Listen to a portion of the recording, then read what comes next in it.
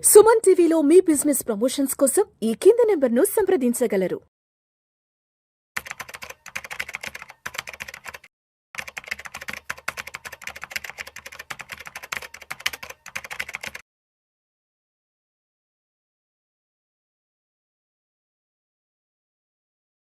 Welcome to Vishnu talks. నేను మీ విష్ణు. ప్రస్తుతం నాతో పాటు certified financial planner Tumma Balaraj garu ఉన్నారు. వారితో మాట్లాడదాం. సార్ బాలరాజ్ గారు నమస్తే. సార్ నమస్తే Vishnu garu. Sir welcome to Vishnu talks. Thank you.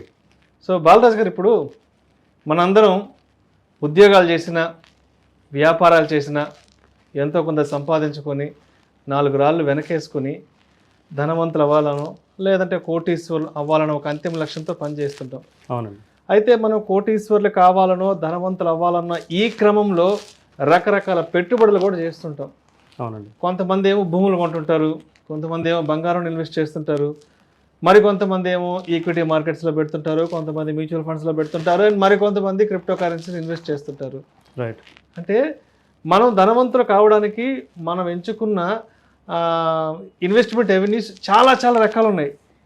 అయితే సో మనకున్న ఈ అన్ని రకాల ఇన్వెస్ట్మెంట్ అవెన్యూస్లో మనం ధనవంతులు కావడానికి మనం సరైనదిగా మనకి ఏది ఉపయోగపడుతుంది, మన ఎంపిక అనేది ఏది, ఎలా ఉండాలంటారు? అసలు మనం ధనవంతులు కావడానికి భూమి, బంగారము, crypto currency, mutual funds, stocks ఇవన్నిటికంటే కూడా ముఖ్యమైన పెట్టుబడి అది మన మైండ్ సెట్.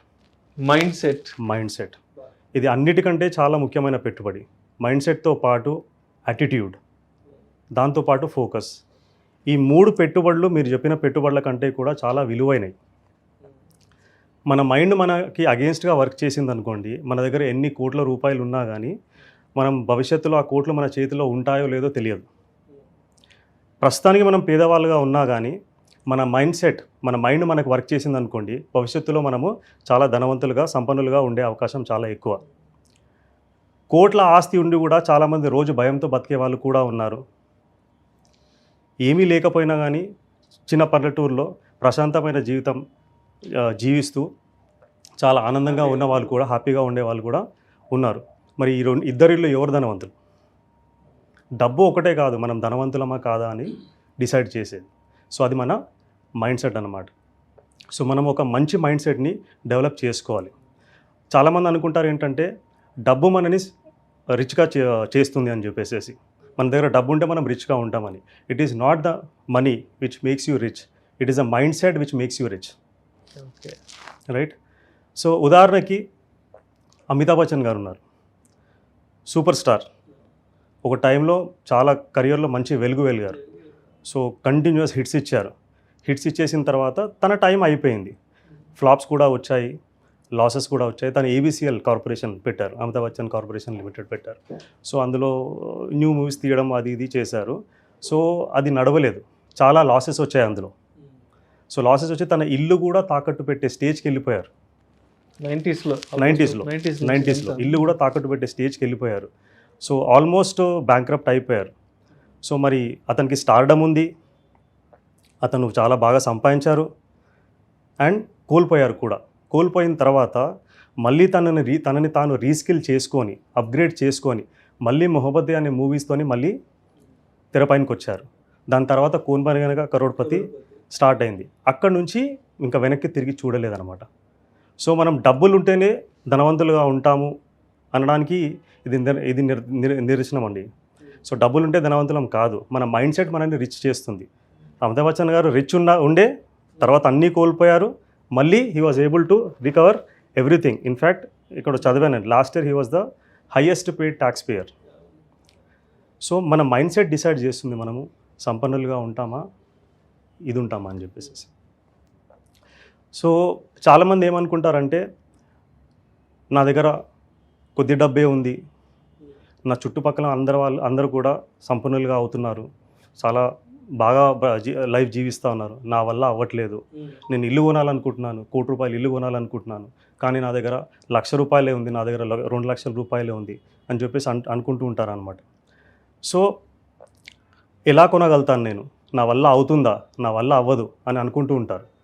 సో ఎప్పుడైతే మనము కన్సిస్టెంట్గా ఇది నా వల్ల కాదు, నేను కొనలేను, నేను చేయలేను అనుకుంటూ ఉంటే అది మన సబ్కాన్షియస్లో రిజిస్టర్ అవుతుంది. అంటే నేను అసమర్థుడిని, నా వల్ల ఏది కావట్లేదు అని అనుకోకూడదు మనం ఎప్పుడు కూడా అనుకోకూడదు అనమాట. మైండ్ ఎప్పుడు కూడా నిజాన్ని బిలీఫ్ని రెండిట్లో వ్యత్యాసం తెలుసుకోదు. నిజమేంది బిలీఫ్ ఏంది అనేది రెండింటికి మైండ్కి వ్యత్యాసం తెలియదు. ఎప్పుడైతే మనము తరచూ ఒక విషయం చెప్తూ ఉంటామో మైండ్కి, అది నిజమని నమ్ముతుంది. ఎప్పుడైతే నేను చేయలేను, సాధించలేను అని అనుకుంటూ ఉంటుందో మైండ్, మనం చెప్తూ ఉంటామో, సబ్కాన్షియస్లో రిజిస్టర్ అవుతూ ఉంటుందో, అప్పుడు ఖచ్చితంగా అది మనం సాధించలేము.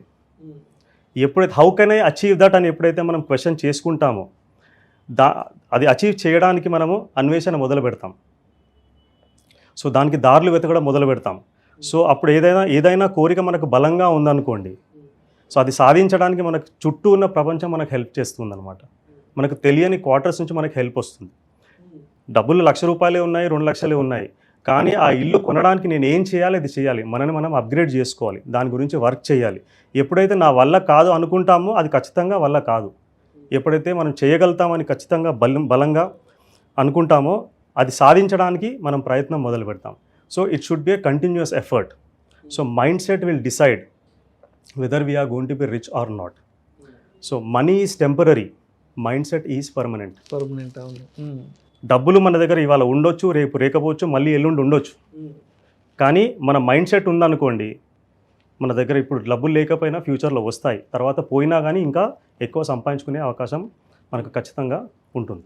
సో మొత్తానికి చేతిలో డబ్బున్నంత మాత్రాన సరిపోదు. సో ఒక మంచి పాజిటివ్ మైండ్ సెట్ కనుకుంటే అదే పెద్ద సంపద అంటారు. అంతే అండి, ఖచ్చితంగా. ఎప్పుడు కానీ మనకు రిచ్ మైండ్ సెట్ ఉండాలి, నెక్స్ట్ లెవెల్ మైండ్ సెట్ అంటారు కదా. ఇప్పుడు అంతేకాదు, అమితాబ్ బచ్చన్ స్టార్ అండి, యాక్టరు, వాళ్ళు పెద్దవాళ్ళు అని అనుకుంటారు. కానీ మీ చుట్టుపక్కల చూడండి, మీ ఇంట్లో వాళ్ళని చూడండి, మీకు తెలిసిన వాళ్ళని చూడండి. కొంతమంది కొన్ని ఫ్యామిలీస్లో ఉన్న డబ్బు మొత్తం కోల్పోతారు, ఆస్తులు మొత్తం కోల్పోయిన వాళ్ళు ఉంటారు. కానీ మళ్ళీ జీరో నుంచి స్టార్ట్ అయ్యి చాలామంది రీస్టార్ట్ అయ్యి మళ్ళీ ఒక లైఫ్లో ఒక వెలుగు చూసిన వాళ్ళు కూడా ఉంటారు. అయితే ఒక చిన్న స్టోరీ చెప్తానండి. ఒక షూ కంపెనీ 2 సేల్స్ పీపుల్ని ఆఫ్రికాకు పంపిస్తుంది.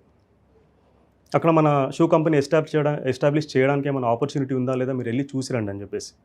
అయితే ఒక పర్సన్ వెళ్తారు, అక్కడ షూస్ ఎవరు వేసుకోరు. యాక్చువల్లీ ఒక పర్సన్ వెళ్ళి చూసేసి వస్తారనమాట. చూసి వచ్చి కంపెనీకి రివ్యూ ఇస్తాడు, ఇక్కడ మనకు అసలు పొటెన్షియలే లేదు, మనకు సేల్స్ ఏమీ కాదు, అక్కడ షూస్ ఎవరు వేసుకోవట్లేదు అని చెప్పేసి ఒక పర్సన్ చెప్తారు. అదే ఇంకో పర్సన్, రిచ్ మైండ్ సెట్ ఉన్న పర్సన్ ఏం చేస్తారంటే, చూసి అరే ఇక్కడ ఎవరు కూడా షూస్ వేసుకోవట్లేదే, ట్రెమెండస్ పొటెన్షియల్ ఉంది, మనం ఇక్కడ కనుక షూ కంపెనీ ఓపెన్ చేస్తే మన సేల్స్ విపరీతంగా ఉంటాయని చెప్పేసి కంపెనీకి వెళ్ళి రివ్యూ ఇస్తారు. Same situation but different mind set. So ఇక్కడ రిచ్ మైండ్ సెట్ ఆపర్చునిటీస్ ఎత్తుకున్నాడు, ఆటోమేటిక్గా మనం ఆపర్చునిటీస్ ఎత్తుకోవడానికి మన మైండ్ ప్రయత్నం చేస్తూ ఉందన్నమాట. సో ఎప్పుడు కానీ మనకు రిచ్ మైండ్ సెట్ ఉంటే మనం డబ్బు ఇప్పుడు ఈరోజు లేకపోయినా కానీ ఫ్యూచర్లో ఖచ్చితంగా మనము సంపన్నులు కావడానికి అవకాశం ఖచ్చితంగా ఉంటుంది.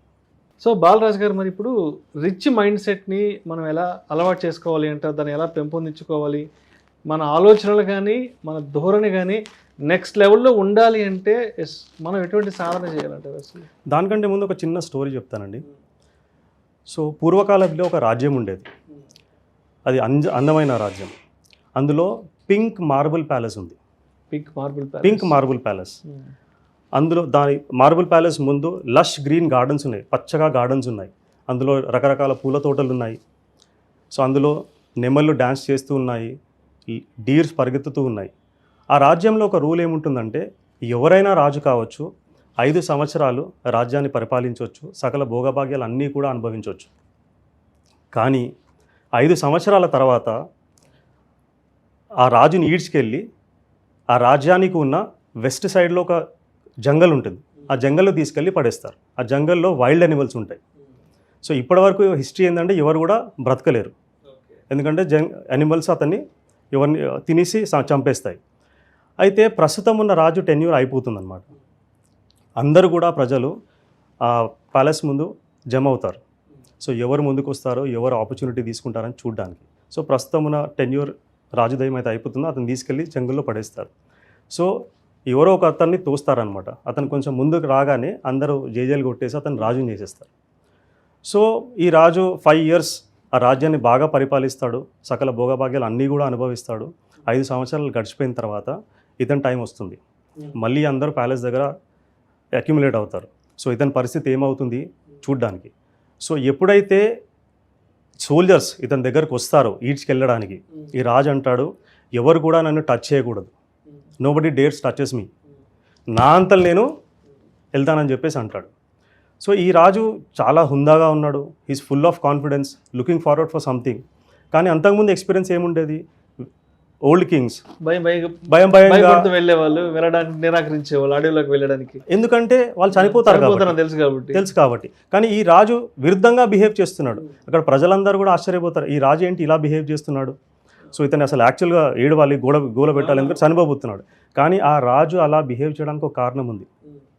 అతనికి రాజ్యాధికారం దొరికిన మొదటి సంవత్సరంలో ఏం చేస్తాడంటే, అతనికి కాన్ఫిడెంట్గా ఉన్న సోల్జర్స్ని అందరినీ పంపించి ఆ అడవిలో ఉన్న క్రూర జంతువులు ఏమైతే ఉంటాయో వాటన్నిటిని కూడా చంపించేస్తాడు. సెకండ్ ఇయర్లో వుడ్ కట్టర్స్ని పంపిస్తాడు, ఆ జంగల్ మొత్తం క్లియర్ చేయిస్తాడు.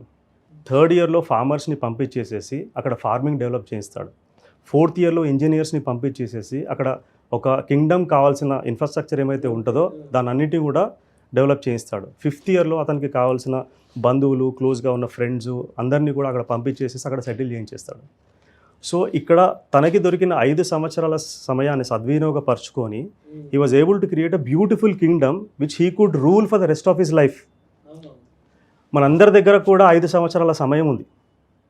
ఈ వచ్చే 5 సంవత్సరాల్లో మన స్కిల్ని మనం అప్గ్రేడ్ చేసుకొని మన కెరియర్ మీద మనం ఫోకస్ చేసి మనం డెవలప్ అయ్యామనుకోండి, మనం కూడా ఒక మంచి బ్యూటిఫుల్ ఫినాన్షియల్ కింగ్డమ్ని క్రియేట్ చేసుకోవచ్చు. రెస్ట్ ఆఫ్ ద లైఫ్ ఆ ఫినాన్షియల్ కింగ్డమ్ని మనం రూల్ చేసుకోవచ్చు. ఇంతకుముందు మనము rich mind set, poor mind set గురించి మాట్లాడాం.